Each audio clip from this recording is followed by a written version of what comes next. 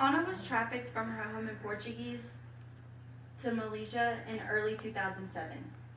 She was promised a waitressing job, but then soon realized her traffickers had something completely different in mind. Upon arrival, she had to sign a contract that spelled out how much money she owed her traffickers, making her feel trapped in that situation. When she turned to the immigration officials for help, they turned around and just called her traffickers. At her mother's urging, the embassy began looking for her. The embassy staged a rescue and helped return Anna home.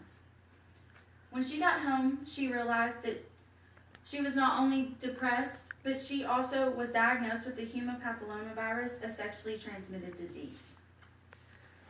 I'm Ashley Swindoll, team leader of Group H. I'm an education major and I have done extensive research on this topic.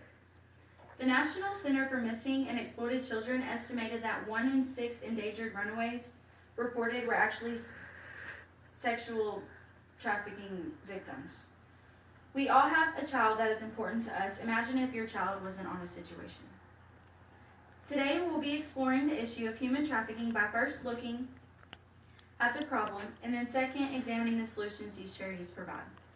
Sasha Ware will inform us on For the Silent and July Teal will inform us on Hope for Justice. Now let's begin exploring why human trafficking is a problem. Let's do this by looking into the history, present, and one possible future. Let's begin by exploring the history of this problem in the United States. According to Rutgers University, human trafficking and exploitations have been in existence across the globe for thousands of years. The earliest form of human trafficking began with the African slave trade. After the African slave trade cessation, white slavery became to light. A general definition of white slavery is the use of force, deceit, or drugs on white women or girls against her will for prostitution. The African slave trade was a good starting point for the case against white slavery. Now that we have went over the history of human trafficking, now we're going to look into the current situation.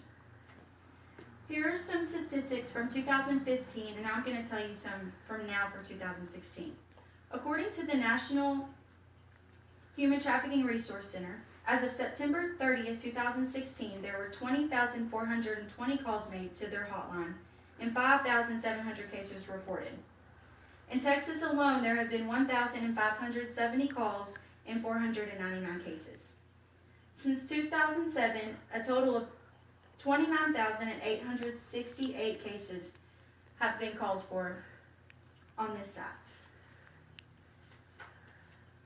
Now that we have looked at the present problems, let's look into the future if nothing changes.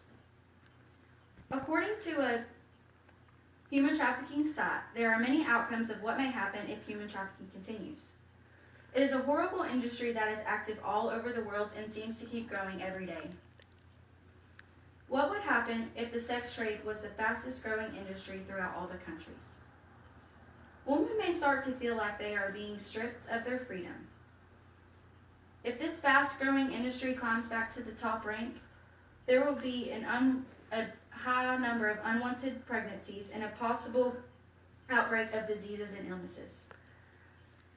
Now that we have explained and examined the history, present, and past and future concerning this problem, Sasha will give us more information on For the Silent solution.